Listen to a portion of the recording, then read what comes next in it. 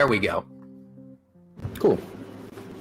So here's the actual math spreadsheet. So it matched out for angles to Polaris on a flat plane with no ridiculous assumptions, except that you only see in a visible radius of 3959. So when you have a unit circle and you're using sine, cosine to estimate height and distances in the form of ground positions, say in apparent heights, you can simply use a unit circle to set the hypotenuse right here, this column at 3959 miles, convert it to radians over here when we're doing degrees, an angle from 90 all the way down, and then you have basic trig, right, cosine of the angle times 3959 to get the apparent height and the apparent length all the way through, all the way to Polaris. And of course, if you start at the maximum, right, 6218, which is the spherical geodesic distance on when you see in the spherical hemisphere of 3959, that would be the geodesic distance on the farthest point along the horizon.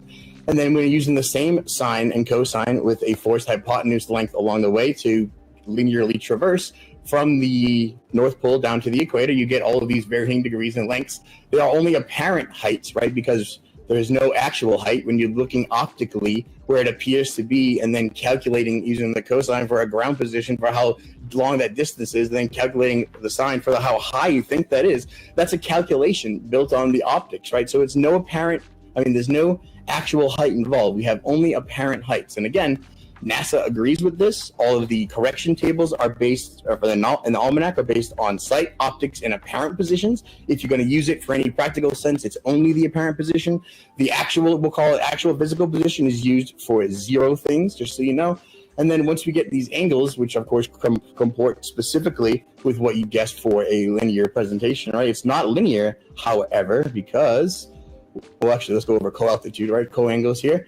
If you restrict your angles from these measurements at this distance that you're doing over here, if you restrict it to just the corrected sight angle tables, which is like between above 25 degrees and 70 degrees, right? Between that, where it's linear, then you can safely use the co-altitude, and you can get a nice offset to get the same elevation angle without any varying altitude. So that's fixed right there. Boom, super easy. If we're going to keep in reality, then we're going to have to use what we actually think is happening, right? So when you're using correction tables and you have, say, corrections based on a range for when you're going to be applying these corrections, and then you have data based on this right here, right? So when we have, say, it's a linear relationship, they say, in 69 miles per degree. Well, is it? Is it linear if it's based on optics? And if you do actual trigonometry with real world parameters and then you estimate ground positions, well, no. There's a certain point beyond the ability to resolve it that it becomes indistinguishable. And then you actually can't see it.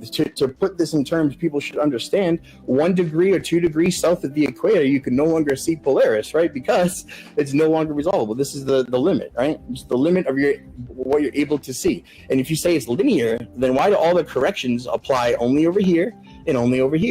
If you were to use this a logarithmic-like function as optics, right, a function of optics, which is apparent angle to apparent height, it would not be linear. It would appear to be linear in this specific segment. And wouldn't you know, the offsets for this segment, if you are allowed to use this between the points where it's not, you have to apply correction tables. And the correction tables are always in the inverse logarithmic point. So it's like an inverse geometric expression, right? If you're going to correct to a logarithmic-like function, you would say have an extinction of atmospheric extinction, right? Which has this wonderful curve of atmospheric optical interference with the deck of opacity proportionate to altitude. So you have these wonderful geometric conjugate expressions. And when you're looking at the graph of the apparent height to that, of course, the correction table fits neatly in that curve, right? So we have a non-linear function being used linearly, but restricted to the point where if it is appearing to be non-linear, you have correction angles. Anyway, back to how that doesn't disprove anything about flat Earth, right? The whole basis for this is height above Polaris, or height above the plane for Polaris. Base is latitude, man. Everyone knows that when you travel, it decreases in height. To contrive that is like a clutch defeat of flat Earth when it's the basis of all travel prior to the Board of Longitude in 1714 seems crazy. What do you think, Fred?